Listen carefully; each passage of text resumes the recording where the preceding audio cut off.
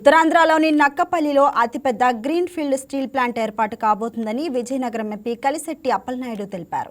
1.05 లక్షల కోట్లతో ఏర్పాటు కాబోతున్న ఆర్సెల్లర్ మిట్టల్ స్టీల్ ప్లాంట్కు సీఎం చంద్రబాబు శంకుస్థాపన చేయనున్నట్లు పేర్కొన్నారు. ఈ స్టీల్ ప్లాంట్ ఉత్తరాంధ్రకు మరో మణిహారంగా నిలుస్తుంది అన్నారు. గత వైసీపీ పాలనలో ఉత్తరాంధ్రను నిర్లక్ష్యం చేశారని ఎంపీ విమర్శించారు. కూటమి ప్రభుత్వం అధికారంలోకి వచ్చాక 20 నెలల్లోనే ఉత్తరాంధ్ర ప్రాంతాన్ని అభివృద్ధి చేసి చూపించారని తెలిపారు.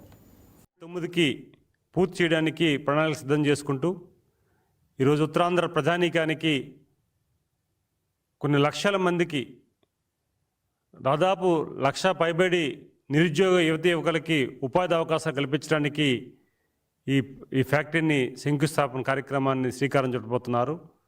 ఖచ్చితంగా ఇది గౌరవ ముఖ్యమంత్రి చంద్రబాబు నాయుడు గారు సంకల్పించుకున్న ఈ కార్యక్రమం 2029కి పూర్తవుతుందని ఆశాభావం వ్యక్తం చేస్తున్నాం. 1.5 లక్షల కోట్ల పెట్టుబడితో ఈ ప్రాజెక్టుని మనం నిర్మాణం చేయబోతున్నాం. ఈరోజు ఉత్తరాంధ్ర దిశని మార్చే దిశగా ఈ ప్రాజెక్ట్ అవుతుందని మీ ద్వారా తెలియజేసుకుంటున్నాం. అలాగే రేపు రానున్న జూన్ నెలలో భోగాపురం ఎయిర్పోర్ట్ మనకు కూడా ప్రారంభమవుతుంది.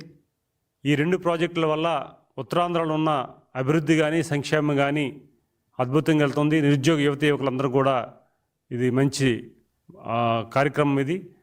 ఈ 2 కార్యక్రమాలు కూడా ఒక మైలురాయి అవ్వబోతుంది ఉత్తరాంధ్రకి. ఇది ఖచ్చితంగా ఇది రేపు భవిష్యత్తు తరాలకి ఒక మంచి అభివృద్ధి నాంది అవ్వబోతుంది అనేది మీ ద్వారా మేము తెలియజేసుకుంటున్నాం.